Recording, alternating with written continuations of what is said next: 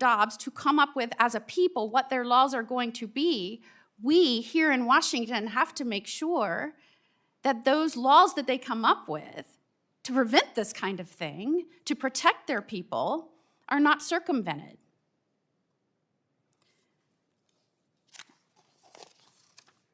Ms. Verma, can men get pregnant?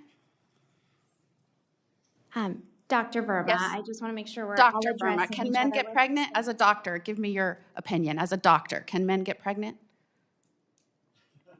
I mean, I'll move on to the next one. Doctor, can men get pregnant? No. I know you're a lawyer, an AG, like I was an AG. Can men get pregnant? No. Is there any reason why men should get their hands on the abortion drug?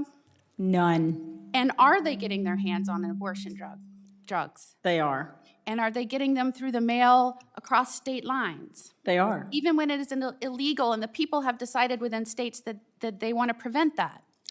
They are, and I would just add that that is because there is a concerted effort to prevent any accountability and any human contact. So they go to anybody who asks for them. They do not identify now, in many states, the prescriber, the pharmacy, or the recipient.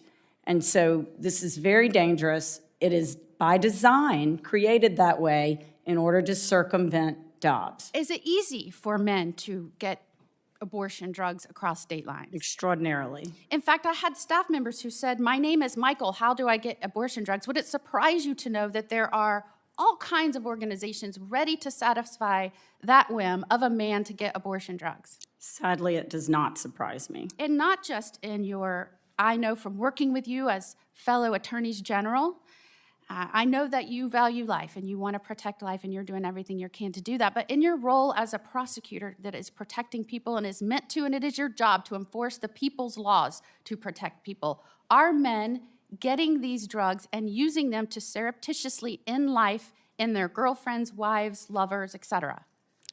They are, men and in some times parents and women. And in two of the cases that we are in fact prosecuting, shield laws are blocking our ability to do that. And I cannot understand why any governor would refuse our extradition papers so that we can prosecute someone who coerced their child to have an abortion. What made this moment land wasn't the politics. It was the pause before a simple answer, and everything that pause revealed. Systems don't have intentions. Incentives do. And when those incentives allow harm while blocking accountability, the issue stops being about who's right and becomes about who's responsible.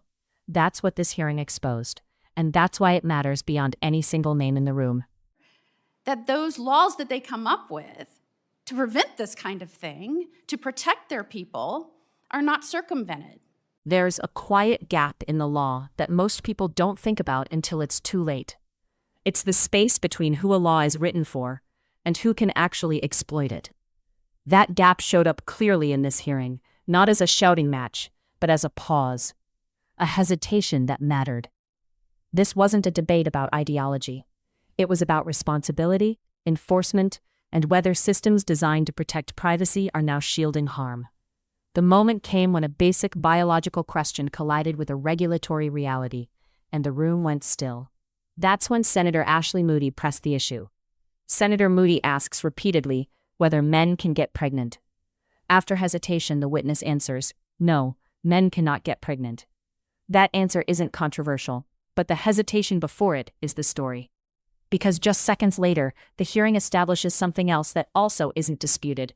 Men are obtaining abortion drugs anyway, through the mail, across state lines, sometimes illegally. So we're left with a contradiction that ordinary Americans understand immediately. If men cannot get pregnant, and abortion drugs are meant for pregnancy, why is the system structured so that men can easily access them? This is where the hearing stops being about culture and starts being about accountability. Senator Moody cites 2 Florida cases where men attempted to use abortion drugs to end someone else's pregnancy without consent. That's not a policy disagreement, that's alleged criminal conduct. And yet the response from institutions has been hesitation, deflection, and procedural fog. Refrain from using that language because there have been very serious incidents where women and their children were harmed. And that is not gaslighting, that is fact. And I'm also disheartened that we heard, as we bring up the instance of men or even some women crushing up these abortion drugs and giving them to people surreptitiously in order to end a life, that we should tolerate this new trend in crime, in murder, because, as one of my Democratic colleagues just put it after referring to these instances as gaslighting, because, and I'm quoting my Democratic colleague, coercion of abortions is a long-standing part of human history. That is unacceptable. And in fact, when I was Attorney General in Florida, just a year or so ago, a woman in Florida got an abortion